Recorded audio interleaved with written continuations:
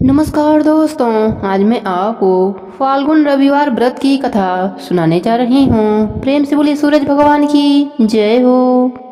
एक नगर में एक गरीब ब्राह्मण रहता था। वह अपने पत्नी के साथ बहुत खुश रहता था। उसकी पत्नी सुंदर थी, सुशील थी, सूरज भगवान की पूजा अर्चना करती थी, एक समय ही भोजन करती थी। सूर्य देव को अर्घ्य देकर बिना पुरुष का मुख देखे एक रोटी बनाती। उस रोटी को सूर्य भगवान को भोग लगाकर वह रोटी स्वयं खा लेती थी। अपने पति के लिए दूसरी रोटी बनाकर खिलाती थी। कुछ दिनों के बाद उनके घर में एक पुत्री का जन्म हुआ। वह पुत्री धीरे धीरे बड़ी होने लगी।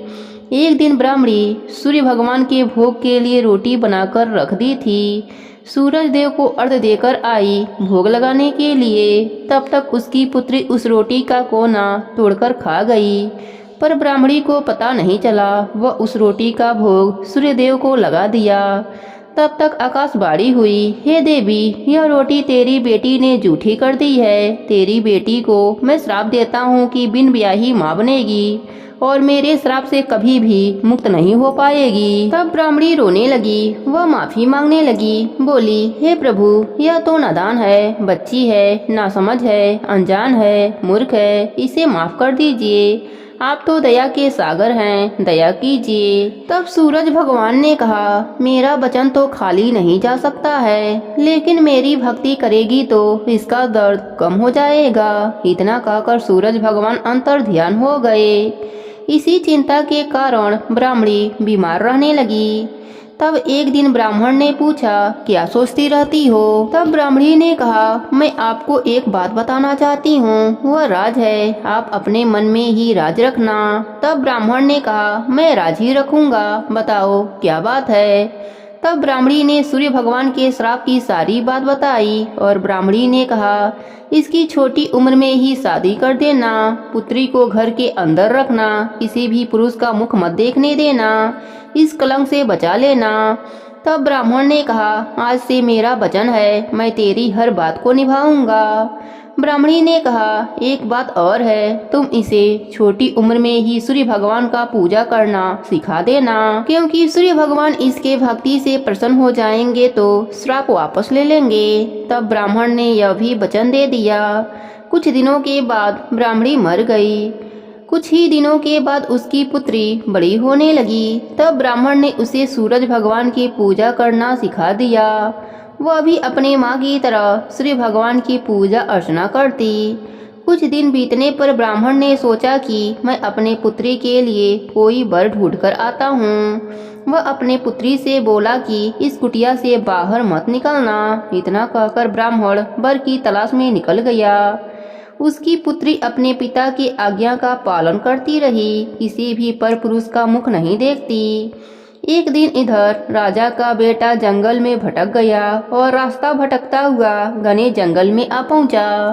राजा के लड़के के पीछे जंगली पशु पड़ गए थे।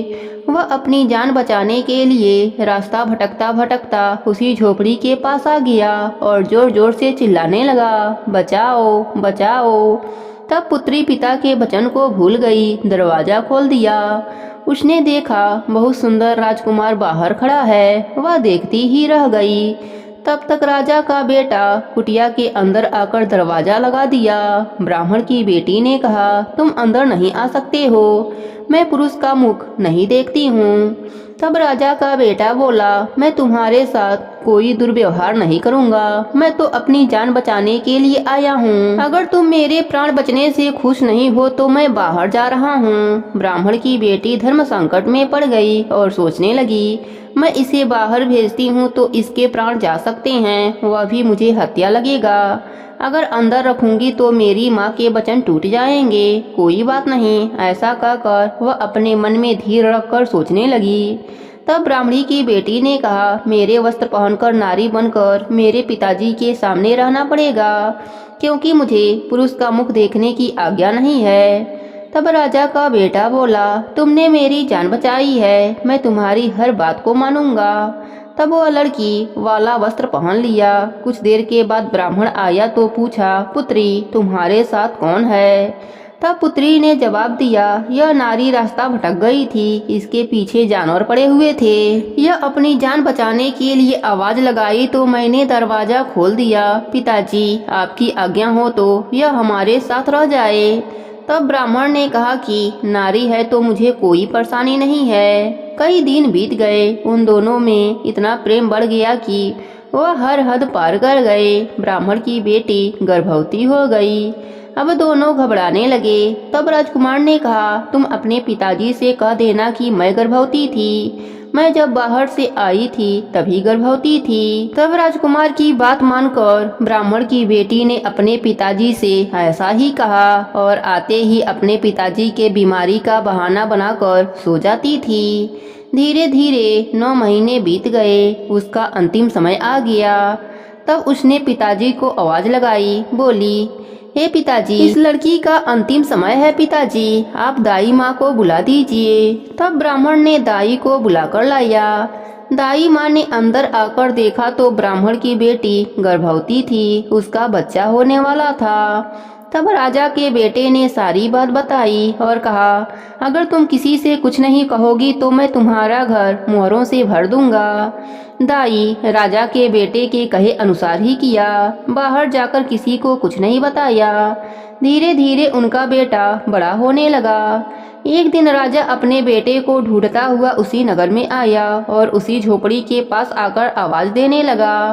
ब्राह्मण की बेटी ने दरवाजा खोला। तब तक राजकुमार नहा धोकर बाहर न आया। राजा ने अपने पुत्र को पहचान लिया। राजकुमार ने अपने पिताजी से सारी बात बताई, पर राजा ने कोई भी बात नहीं सुनी और अपने बेटे के साथ राज्य वापस आ गए। और यहाँ ब्राह्मण की बेटी अपने भाग्य को कोसने लगी। न खाना खाती, न पानी पीती, दिन भर सूर्य भगवान की प्रतिमा के आगे बैठी रहती। एक दिन सूर्य भगवान उसकी भक्ति से प्रसन्न हुए और प्रकट होकर बोले, हे देवी, तुम क्यों घबराती हो? मैं तुम्हारी भक्ति से प्रसन्न हूँ। अब तुम्हारे दुख के दिन समाप्त हो जाएंगे। इधर राजा के घर में अन्य धन सब समाप्त हो गया। राजा रोड पर आ गया। एक दिन राजा के सपने में श्री भगवान ने आकर दर्शन देकर कहा, तुम्हारा अन्य धन मैंने नष्ट किया है। यह सब मेरे क्रोध के कारण हुआ है। तुमने ब्राह्मण की बेटी के साथ अन्याय किया है। राजा ने सूर्य भगवान से क्षमा मांगने लगा और सब पहले जैसा होने का उपाय पूछा। तब सूर्य भगवान ने बताया कि अगर तुम ब्राह्मणी की बेटी को ब्याह कर लाओगे और उसके बच्चे को उत्तराधिकारी बनाओगे तो तुम्हारा राज्य पहले जैसा हो जाएगा। राजा की आंख खुली तो वह पश्चाताप करने लगा। अपने पुत्र से बोला, बारात की तैयारी कर लो, चलो ब्राह्मण के घर चलते हैं तुम्हारे पत्नी को लाने। बेटा खुश हो गया। राजा बारात लेकर ब्राह्मण के झोपड़ी के पास आया तो ब्राह्मण घबराने लगा कि राजा मुझे मारने आया है। तब राजा ने ब्राह्मण से माफी मांगा और कहा, हे ब्राह्मण, मैं तुम्हारा कसूरवार हूँ। मैंने तुम्हारी बेटी के साथ गलत किया है। अब दोनों की शादी करने आया हूँ। तब ब्राह्मण खुश हो गया। दोनों की शादी हो गई। सूर्य भगवान की कृपा से उनका राज्य पहले जैसा हो गया और ब्राह्मण की कन्या सुख भोगने लगी। हे सूर्य भगवान, जैसे आपने ब्राह्मण की कन्या को दुख दिया वैसा दुख किसी को मत देना। सब पर अपनी कृपा बनाए रखना। प्रेम से बोलिए सूर्य भगवान की जय हो। प्राचीन काल में एक बुढ़िया माई रहती थी। वह नियमित रूप से रविवार का व्रत करती। रविवार के दिन सूर्य उदय से पहले उठकर आंगन को गोबर से लीपकर स्वच्छ करती। स्नान आदि से निवृत्त होकर सूर्य भगवान की विधिवत पूजा करती, व्रत की कथा सुनती और सूर्य भगवान को भोग लगाकर दिन में एक बार भोजन करती थी। सूर्य भगवान की कृपा से बुढ़िया माई को किसी प्रकार का चिंता नहीं था। धीरे धीरे उनका घर धन्य धान से भर रहा था और सूर्य देव की कृपा से वह हमेशा स्वस्थ रहती थी। उस बूढ़ी माता को सुखी देखकर उनकी पड़ोसन उनसे जलने लगी। बूढ़ी माता के पास गाय नहीं थी, इसलिए वह अपने पड़ोसन के घर से गोबर लाती थी। एक दिन उनकी पड़ोसन अपने गाय को घर के भीतर बांधना शुरू कर दिया। इससे बूढ़ी माता को गोबर नहीं मिला और वह आंगन ना लिप सकी। आंगन न लिप पाने के कारण बूढ़ी माता ने सूर्य भगवान की पूजा भी ना कर सकी और भोजन भी नहीं बनाया तो भोग कैसे लगाती। रात होने पर बूढ़ी माता भूखी प्यासी ही सो गयी। सपने में सूर्य भगवान ने दर्शन दिया और भोग न लगाने का कारण पूछा तो बूढ़ी माता ने सूर्य भगवान से क्षमा मांगी और बताया कि गोबर न मिलने से वह आज घर भी नहीं लीपी और पूजा भी नहीं कर सकी और भोग भी नहीं बना पाई। इस पर सूर्य भगवान ने कहा, बूढ़ी माता, मैं आपके पूजा से प्रसन्न हूँ और मैं आपको एक गाय वरदान में देता हूँ। प्रातः काल सूर्य उदय से पूर्व उस बूढ़ी माता की आंख खुली तो वह अपने घर के आंगन में सुंदर गाय और बछड़े को देखकर बहुत खुश हुई। गाय को आंगन में बांधकर उन्होंने जल्दी से चारा लाकर खिलाया। जब पड़ोसन ने गाय और बछड़े को देखा तो उसकी आंखें फटी की फटी रह गई और वह और जलने लगी। तभी गाय ने सोने का गोबर किया। गोबर देखते ही पड़ोसन हैरान हो गई। उसने तुरंत अपने गाय के गोबर से बदलकर सोने वाला गोबर अपने घर ला दिया। अब यही कार्य रोज करने लगी। सूर्य उदय से पहले उठकर गोबर बदलकर सोने का गोबर अपने घर ला देती। सोने के गोबर से पड़ोसन धनी होने लगी। बूढ़ी माता को सोने के गोबर के बारे में अभी पता नहीं था। बूढ़ी माता हमेशा की तरह रविवार का व्रत करती, पूजा करती, कथा सुनती। एक दिन सूर्य देव ने तेज आंधी चला दिए, जिससे बूढ़ी माता ने अपने गाय को घर के भीतर बांध दिया। बूढ़ी माता ने सुबह जब गाय के सोने का गोबर देखा तो उनको बहुत आश्चर्य हुआ और वह सब जान गयी। उस दिन के बाद से बूढ़ी माता हर रोज अपने गाय को घर के भीतर बांधना शुरू कर दिया। सोने के गोबर से बूढ़ी माता कुछ ही दिनों में बहुत धनी हो गयी।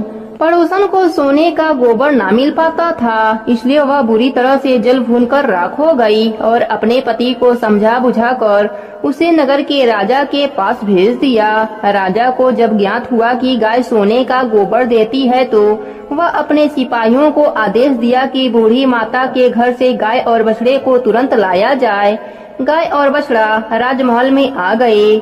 राजा ने सुंदर गाय को देखकर बहुत खुश हुआ। सुबह जब राजा ने सोने का गोबर देखा तो उसके आश्चर्य का ठिकाना न रहा। उधर बूढ़ी माता भूखी प्यासी सूर्य देव से प्रार्थना कर रही थीं। सूर्य देव इस तरह बूढ़ी माता को प्रार्थना करते देख उस पर बहुत करुणा आई। उसी रात सूर्य भगवान ने राजा को सपने में जाकर कहा, राजन, बूढ़ी माता का गाय और बछड़ा तुरंत लौटा दो, नहीं तो तुम पर विपत्तियों का पहाड़ टूट पड़ेगा, तुम्हारा महल नष्ट हो जाएगा। श्री भगवान के सपने से बुरी तरह भयभीत राजा ने प्रातः उठते ही गाय और बछड़ा बूढ़ी माता को लौटा दिया और क्षमा मांगी। राजा ने पड़ोसन और उसके पति को उनकी इस दुष्टता के लिए दंड भी दिया। राजा ने पूरे राज्य में घोषणा करा दी कि सभी स्त्री पुरुष रविवार का व्रत किया करें। रविवार का व्रत करने से सभी के घर में धन धान से भर गया। राज्य में चारों तरफ खुशहाली छा गई। स्त्री पुरुष सुखी जीवन यापन करने लगे। सभी लोगों के शारीरिक कष्ट दूर हो गए। सभी स्वस्थ रहने लगे। रविवार का व्रत करने से मनुष्य को धन, यश, मान सम्मान तथा आरोग्य की प्राप्ति होती है। शरीर में किसी भी प्रकार का चर्म रोग हो तो वह समाप्त हो जाता है। हे सूर्य भगवान, जैसे आपने बूढ़ी माता पर कृपा करी वैसे ही अपने सभी भक्तों पर अपनी कृपा बनाए रखना।